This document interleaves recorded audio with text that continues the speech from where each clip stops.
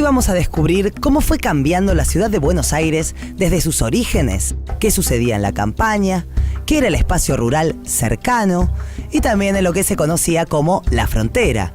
Bienvenidos a los tiempos de la colonia. Señorita Ernestina.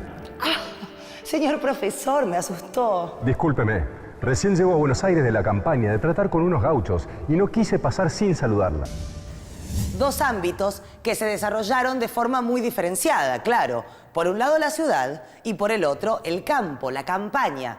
Hace mucho que no viajo al campo. Me gustaría ir uno de estos días. Profe, ¿dónde anda? En el campo, pero solo por un momento, para describir lo que llamamos la campaña. La campaña era el ambiente rural contiguo a la ciudad. Su función era abastecer y dar servicios a la ciudad, y se organizaba en dos espacios. Uno eran las grandes zonas dedicadas a la agricultura y la ganadería, y el otro el límite habitable, formando la frontera que estaba en constante movimiento. Entonces, tanto la ciudad por un lado como la campaña y su frontera por otro tenían distintas actividades, funciones, lugares de reunión, costumbres, fiestas, vestimentas y comidas. Profe, ¿dónde anda ahora? En un lugar que elegí para representar lo que se conocía como la campaña, el espacio rural que se abría más allá de la ciudad. Pero en aquellos tiempos, Buenos Aires no estaba tan extendida, era relativamente pequeña y como en nuestro laboratorio, no había que hacer mucho trecho para llegar al campo. Sí, la ciudad no era grande, pero para muchos porteños la campaña era un territorio vacío, desierto. Claro, era una visión muy distinta a la que tenían los que habitaban este espacio. Para la siembra era necesario contratar jornaleros, y cuando no alcanzaban los peones, el labrador invitaba a los vecinos con sus aperos para que lo ayuden. Y así podían juntarse unos 40 paisanos que comenzaban su tarea con la salida del sol. El día de la siembra se celebraba una gran fiesta con guitarreros y baile, en la que participaban las familias de todos los trabajadores. Uno de los ámbitos para el desarrollo de la vida social en la campaña era la capilla o la iglesia parroquial, que era un lugar privilegiado para las relaciones entre los vecinos. Algunos pueblos de los alrededores de Buenos Aires, como Luján, Arrecifes, Magdalena o San Nicolás de los Arroyos, se organizaron y desarrollaron directamente alrededor de la capilla. ¿Y el profe estará en alguna capilla?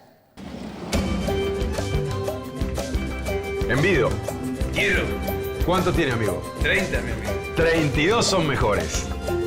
Profe, no puedo creer lo que estoy viendo. Me deja hablando de las capillas y usted organiza una timba. Ernestina, esto es solo una teatralización de uno de los juegos clásicos de la campaña, el truco. Quiero el truco. ¿En qué lío me metí? El truco se jugaba en las pulperías, que era un clásico lugar de reunión y de esparcimiento. En las zonas agrícolas como Lobos, Morón, San Antonio de Areco, San Isidro, cada pago tenía la pulpería. Funcionaban como almacenes de ramos generales, se vendían bebidas y el pulpero también hacía de prestamista, a cambio de cueros o trigo. Quiero vale 4. Quiero. Y en las pulperías se hacían guitarreadas, desafíos de payadas y, como te conté, se jugaba a las cartas, especialmente al truco.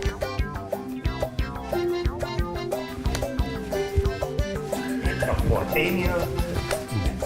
32 en mesa. Sigamos con nuestra historia. En las tierras hacia el sur de Buenos Aires, las llamadas fronteras se mantuvieron tranquilas hasta los comienzos del siglo XVIII. Pero hacia 1730... ¡El malón! No, se desataron los grandes malones y empezaron a organizarse los primeros fortines. El fortín era un lugar de condena, digamos, ahí iban los pobres. Aquella gente que no pudiera demostrar que tenían contrato fijo de trabajo, lo cual no era fácil, iba preso o iba a la milicia. Y la milicia era la frontera con el indio, donde se la pasaba muy mal porque, bueno, había miseria realmente, llegaba poca plata porque se la robaban en el camino los propios militares jefes. O sea que en realidad esta pobre gente, que muy bien describe Martín Fierro, que es uno de ellos, es uno que por no tener su papeleta y por no tener propiedad va a parar a la frontera, a la guerra con el malón, eran los que ponían el pellejo en la guerra con el indio y no recibían absolutamente nada a cambio porque ni siquiera les llegaba la paga. Las viviendas de la frontera eran el fuerte y el rancho. El rancho era un cuadrado con techo a 2 aguas, hecho con paredes de palo a pique, y tenía 2 ambientes, la cocina y el dormitorio. Y los fortines eran como pequeños corrales, cercados por una tapia o empalizadas de estacas torcidas, muy separadas entre sí, un foso y un rancho como cuartel. Los soldados de los fortines eran los blandengues. Así eran llamados, aunque con ese nombre hoy no darían mucha seguridad. Tenían uniformes, pero eran muy caros y escaseaban. Entonces a los blandengues se los reconocía por su clásico chiripá, su pelo largo, la barba crecida y botas de potro. Sí, los blandengues tenían este problema, y cuando cobraban iban a la pulpería a festejar. Claro, no era para menos, pero se emborrachaban a pesar de que sus superiores los castigaban por eso. Ernestina, yo jugué unas manitos de truco para ilustrar un entretenimiento del gaucho en la pulpería, pero no sé qué haces con ese cubilete. Justamente, profe, estoy ilustrando un entretenimiento de los soldados en los fortines. Jugar a los dados, además de las cartas, aunque lo tenían prohibido. No sé cómo harían para disimular este ruidito. Ahí está, no me salió nada. Bueno, pobres blandengues, la vida en el fortín debía ser bastante dura.